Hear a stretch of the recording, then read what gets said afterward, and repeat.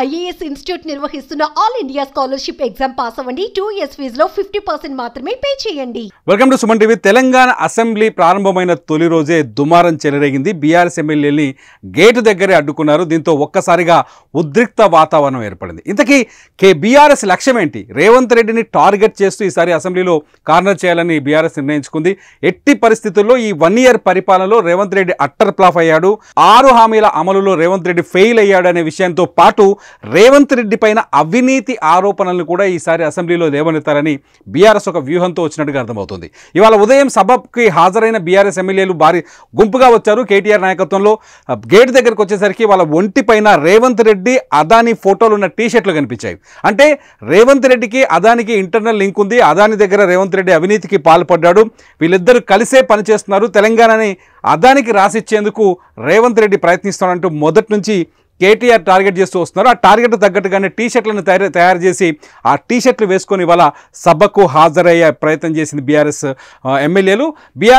సభకు గేటు దగ్గర రాగానే టీషర్ట్లతో రేవంత్ రెడ్డి అదాని టీషర్ట్లతో అనుమతించేది లేదు అంటూ వాళ్ళని భద్రతా సిబ్బంది అడ్డుకొని గేటు దగ్గరని వాళ్ళు నిలుపుదల చేయడంతో ఒక్కసారిగా ఆందోళన వాతావరణం ఏర్పడింది.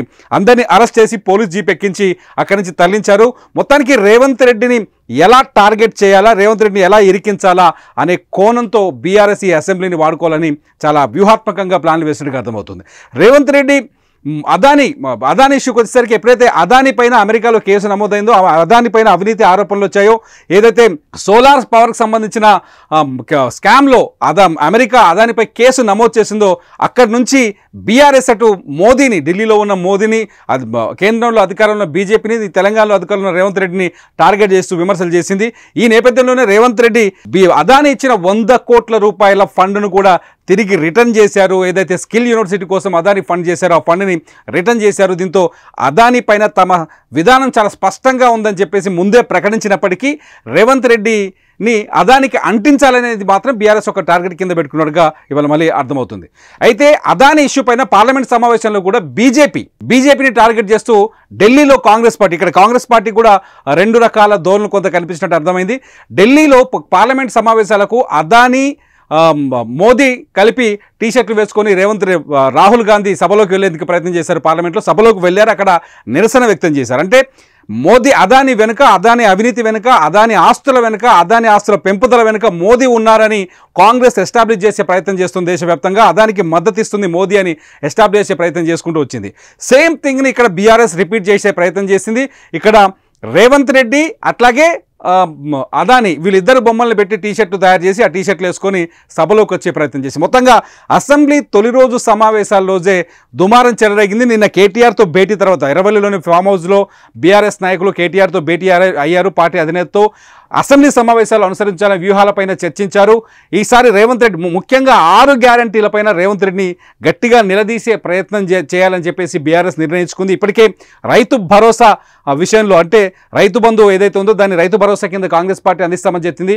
రైతు భరోసా విషయంలో రేవంత్ రెడ్డి సర్కార్ విఫలమైంది అని చెప్పి ఇప్పటికే బీఆర్ఎస్ ప్రజలోకి బలంగా తీసుకెళ్లే ప్రయత్నం చేస్తుంది. అట్లాగే ఏదైతే రుణమాఫీ విషయంలో కూడా బీఆర్ఎస్ పార్టీ రేవంత్ రెడ్డి సర్కార్ని కార్నర్ చేసింది. రుణమాఫీ అందరికీ కాలేదు, రుణమాఫీ కాని రైతులు అనేక మంది ఇంకా ఇబ్బందులు పడుతున్నారని చెప్పేసి రుణమాఫీ అంశాన్ని కూడా టార్గెట్ చేస్తూ వస్తుంది. కొత్తగా మహిళలకు 2500 రూపాయలు ఎప్పుడు అంటూ బీఆర్ఎస్ కవిత గాలం విప్పారు.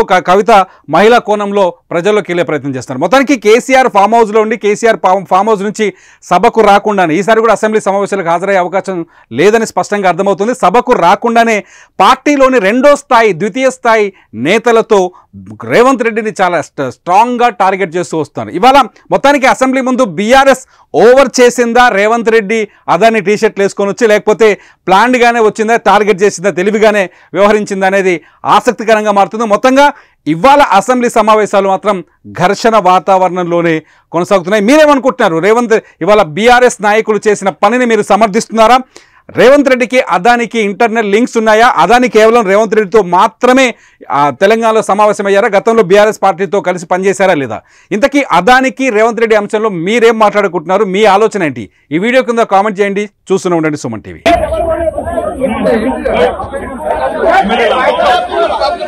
ఎందుకు